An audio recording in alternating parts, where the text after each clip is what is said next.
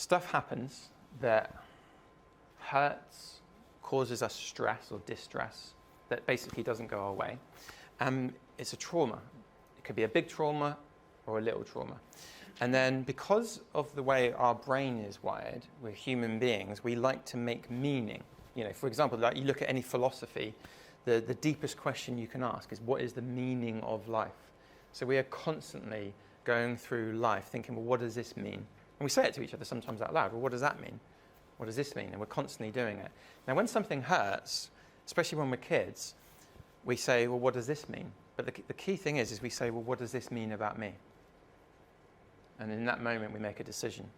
So something happens that hurts, and we think, what does this mean about me?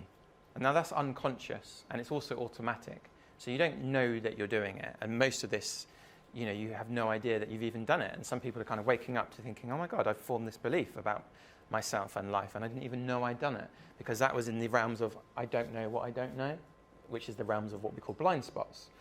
So this is now about you discovering what happened in your past that now limits you, and you're going to put into your future through the means of having a default future that you can clear up so that you can just tap into that best version of yourself again. So if something happens, we make basically 3 decisions.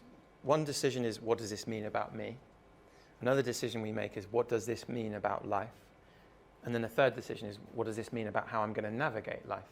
And that's where we develop rules. So we develop stories like, life is hard.